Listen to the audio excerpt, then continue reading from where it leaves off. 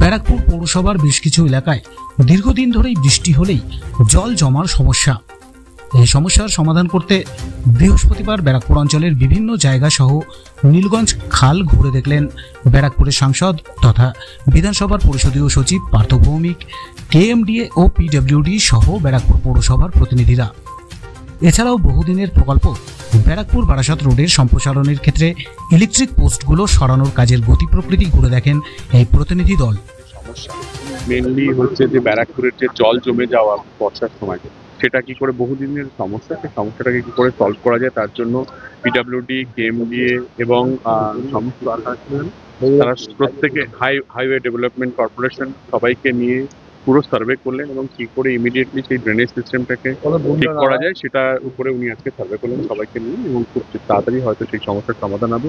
Plus আপনারা সবাই জানেন বারাসাত রোড অর্থাৎ ব্যারাকপুরের যে মেন হার্ট যেটা রোডটা আর কি, সেটাও এক্সটেনশন করার জন্য উনি নিজে, আমরা গেছিলাম বহুবার, আমাদের এক্সটেনশনের একটা জায়গায় আছে, কিন্তু উনি নিজে দায়িত্ব নিয়ে ইমিডিয়েটলি যেটা করেছেন যে ওই পোস্টগুলো মানে ইলেকট্রিক পোস্টগুলো যেগুলো রয়েছে সেগুলো সরানোর জন্য উনি অলরেডি মাননীয় মুখ্যমন্ত্রীকেও জানিয়েছেন এবং সেটার কাজকর্ম হবে, তারও একটা সার্ভে চলবে এবং উনি নিজে দায়িত্ব নিয়ে।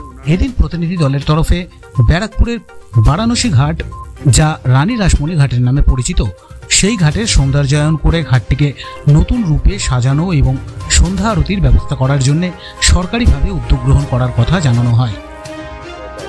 এই যে রানী রাসমণি ঘাট, এর একটা আপনারা দেখেছেন, এটা একটা হেরিটেজ লুক আছে। আর এখানকার পুরোনো দিনের মানুষরা এনাকে এই ঘাটটাকে বলে বেনারসি ঘাট।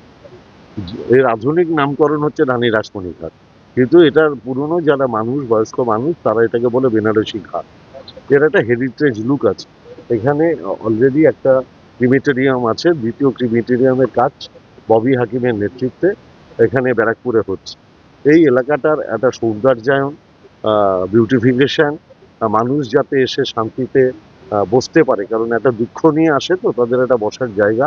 প্লাস গঙ্গার ঘাটটাকে আমরা এমনভাবে এখানে সাজাতে চাই যে কোনো মানুষ যারা নির্জনতা পছন্দ করেন, অনেক বয়স্ক মানুষ আছেন, অনেক লেখক আছেন, অনেক সাহিত্যিক আছেন, তাদের জন্য এটা একটা ভালো পরিবেশ হবে। আমরা ব্যারাকপুরের মানুষকে একটা ভালো পরিবেশ উপহার দিতে চলেছি। এদিনের সফরে উপস্থিত ছিলেন ব্যারাকপুর বিধানসভার বিধায়ক রাজ চক্রবর্তী, পৌরসভার পৌরপ্রধান উত্তম দাস ও উপপ্রধান সহ কেএমডিএ ও পিডব্লিউডি হাইওয়ে অর্গানাইজেশনের আধিকারিকরা। ব্যারাকপুর থেকে তপন রায়ের রিপোর্ট, আজকের সংবাদ।